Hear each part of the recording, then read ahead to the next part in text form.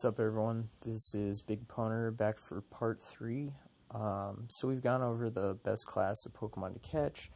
They're obviously, or for experience, best Pokemon to catch, which are only going to be targeted over that by, the strongest Pokemon in the game, or things that we really want. The next class of Pokemon that you're going to be going after are going to be the 25 evolution costs, because they are the next best Pokemon for experience. The Pokemon in these categories are things like Rattatas, Abras, Geodudes, Bellsprouts, Oddishes. You may not see a lot of some of these, but some of them we do see a lot of, like Rattata. That Pokemon is pretty much everywhere. And if you can find a place that's spawning a lot of them, and then also a lot of the effective 10 evolution costs, then you're going to be making a lot of extra experience. And the reason why is because most Pokemon are 50 candy cost, so 25 candies, it's actually less than half when you factor in that you get 1 candy for deleting, so it drops it down to 24, and you get 1 back for the evolution, so it's 23. So instead of an effective 48, it's an effective 23. So your bonus experience for evolutions is over double what those 50 evolution cost Pokemon are worth. Some of the Pokemon in this category you probably aren't going to be evolving for experience. They buffed up the Golem. I've definitely done some evolutions of Geodude just to Graveler and then deleted them. Just because I wound up with, a couple thousand, 3,000, 4,000 candies, and just I didn't need them for evolving golems. When you catch this way, you're going to wind up with a lot of extra candies for a lot of Pokemon. And if you get to that point and you have so many candies that you're never going to get enough high IV versions, go ahead and evolve them off for some experience. Put those candies that you worked for to use. Do something useful for yourself when those candies just sitting in your inventory aren't doing anything for you. So the last set of Pokemon that we're going to be focusing to catch for experience are the 50 candy evolutions. The only time that you are going to focus Pokemon in this category are when there are none of the effective 10s or the effective 23 cost evolution Pokemon, and you have no S-class Pokemon to focus. Now at this point, say I have, 3 or 4 different 50 candy cost evolution Pokemon that are available for me to catch. Now, this is where you're going to be changing your strategy, because you're no longer getting the most experience that you can possibly get, which is from the evolution costs. You are now just simply focusing on whatever it is that you can catch the easiest, because the easier something is to catch, the less time consuming it's going to be, meaning you're going to be able to catch more Pokemon, and then also you're going to want to focus the Pokemon that you're the best at hitting those better shots. Like for instance the Ekans, I'm really good at hitting excellent shots on Ekans. So anytime there's not Pidgey, Rattata, Geodude, S-class Pokemon, if there is a Ekans there, I'm going to catch that first, because I know that I can get my 100 extra bonus experience from throwing the excellent shot really consistently. So I'm going to go for that, because I know I'm good at catching it. And you're going to have Pokemon that you're going to be really good at catching, and you're going to want to focus those ones. The thing is a large portion of these Pokemon in the game, just the only thing that they're good for is experience. So you want to be focusing the thing that's going to get you the most experience. Now, the last thing that we're going to talk about is the Pokemon that you never want to be catching.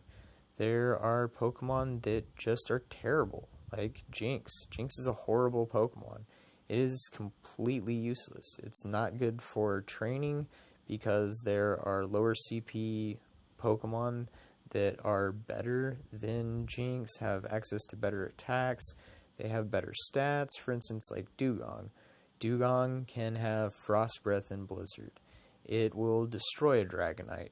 I have an 1100 CP Dugong that can take down a 3000 Dragonite, and very effectively. Jynx doesn't have access to any of the better attacks for ice Pokemon. It doesn't get Ice Beam, it doesn't get Blizzard, it doesn't have good attacks, it's a terrible Pokemon.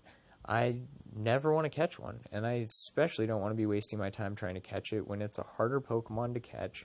I can't evolve it for experience, and it's not going to be useful to me in any way.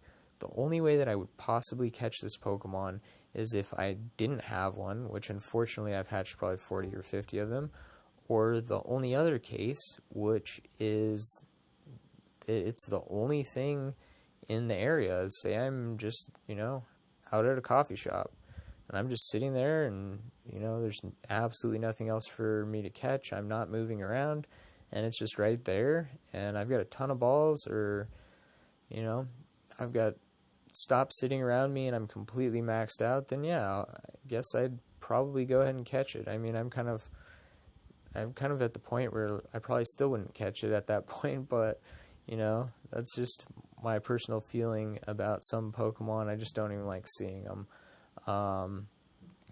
So those types of Pokemon, just avoid them. If it's not useful to you and you've got other things that you can catch, and you've already got it in your Pokedex, don't focus these harder to catch Pokemon that do nothing for you.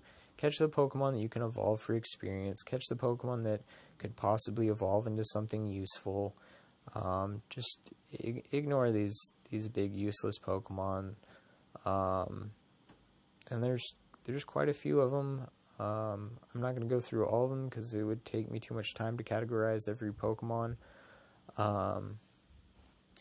So that is pretty much the gist of it. That's all I'm going to be doing for now. I will go ahead and finish this with turning level 40. Oopsies. There we go. This is something I wanted to evolve. Maybe for turning level 40, it'll come out a Vaporeon. Now, this is a Simply Amazing. Sweet.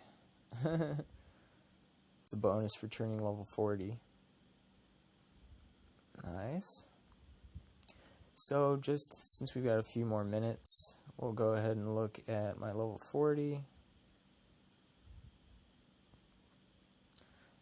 So, I think that's kind of funny. It goes ahead and gives you experience eggs. You get, I believe, 4 of everything. I just think it's kind of funny that you're at a max level and it gives you 4 experience eggs. So that's pretty cool. One last thing that I'm going to touch on. So when you're out there and you're consistently catching things, you're probably going to hit a point where your bag space is going to get maxed out. So you don't want to be having to sit there and flip through every single Pokemon, which that's pretty awesome. I haven't checked my Pokemon yet, but this looks like really high IV because it's dual stats and blown away, which means it's 215 stats. But basically, when we're out catching, we want to be maximizing what we're doing. So, for instance, right now, I've got a lot of Pokemon in my inventory. I don't have very much space. If I were to have continued playing for more time, in less than half an hour I would have hit my max. So when you want to create space, what you want to do is you want to know the things that are just for experience, the things that can't possibly be useful. Ekans is terrible. So I will start with this. This is going to be a delete Pokemon. Mankey is terrible. It's a delete Pokemon. Basically, I'm picking things that are never going to be useful. I know that Nidorann's useless. The only thing it's good for is experience. They nerfed him too much. Diglett's useless. This is useless. Parasects are actually good, but I don't need any more. I have probably 30 of them with the perfect attack sets. The only ones that I need are super high CP, so know what it is that you want. Meowth is useless. All of these things are useless to me. So I can quickly scroll through here, tag all of these things, and in hardly no time, I can clear up a bunch of space. and then I can get right back to catching.